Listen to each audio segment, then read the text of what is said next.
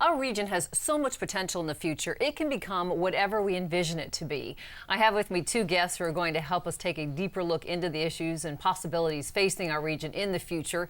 My guests are Catherine Ross, Chair of the Center for Quality Growth and Regional Development at Georgia Tech, and Tom Wyatt, Director of Comprehensive Planning for the Atlanta Regional Commission. Thank you both for being here on The Shape of Things to Come. I appreciate your time. We have a lot of ground to cover as we look forward over the next 20, 30, 50, even 60 years. I'm going to begin with you, Catherine. Looking at community designs, what should we be looking for as we try to find the right models that will really provide the livable communities that we want decades down the road? Well, first of all, we have to look for accommodating more people in the same amount of space. And that has tremendous design implications. I think we have to look forward to a more dense, in some instances in our urban areas particularly, more density than we've had.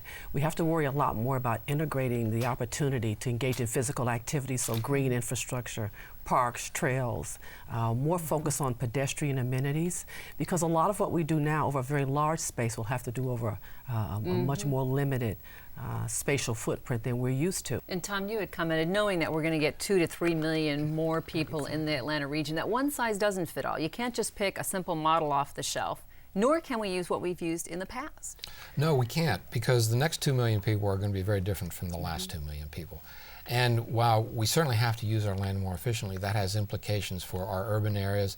But I would suggest that it's not just the dense urban areas. Even our small towns around the region are going to change as well. And some very good models that already exist in the region for revitalization of our urban communities. Can you give me an example? Well, there's some. We've had a program called the Livable Centers Initiative for several years now.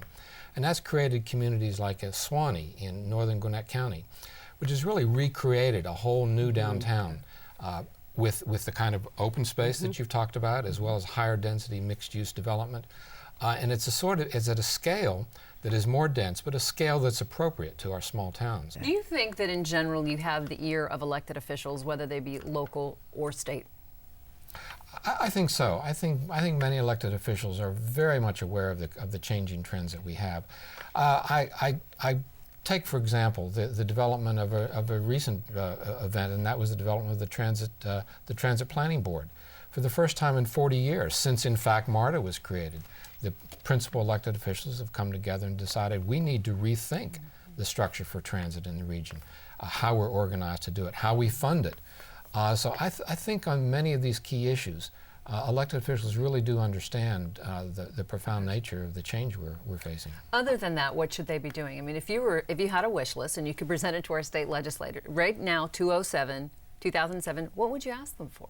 What should they be doing? Well, I would certainly ask that they consider prioritizing rail as a part of our transportation investment decision, that be given resources and a good look, not only in terms of commuter rail, but asking the question, some of which Tom has put on the table, what are those other technologies, some of which are rail technologies that we ought to look at. Then I think education is really important, and that we really have to continue to push to improve the educational system we have in Georgia and in the Southeast. To continue to make us look attractive. Exactly right. Because the workers who we're trying to attract now demand efficient government services, good schools for their children, and the kind of places where literacy and the amount of literacy helps them in building their businesses. If you can, what is probably the top 1 or 2 really major critical decisions that we need to make today to have the communities we want years from now? Well, I think there's one that may not be obvious to people, and that has to do with water. Preservation of and better use of our existing water supply, and in time finding new water supplies is going to be very important. But more than anything, we're going to have to learn how to conserve our water a lot more effectively than we have in the past. We hear the word tossed around among experts of these mega regions. Exactly. And Catherine, define a mega region, and how does that impact our potential growth in the future and our potential to really do a good job? I think it's the most critically important spatial phenomenon we've experienced over the last 40 or 50 years. It refers to cities or a collection of cities that really began to merge into one entity.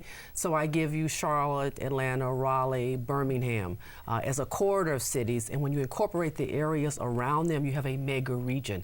Typically it has 10 million plus people, but it begins to be connected by transportation, employment opportunities, a common socio-cultural set of preferences, and more importantly, it is the most significant footprint in the global economy. If you were to dream big, what would Atlanta look like in 2030?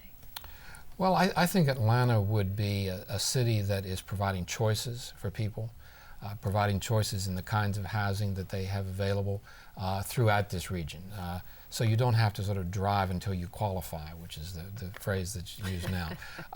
So I think it's very important that the future, in whatever form it takes, be a future that is opening up choices for the people who live here and those who are going to come here. Do you share his big dream?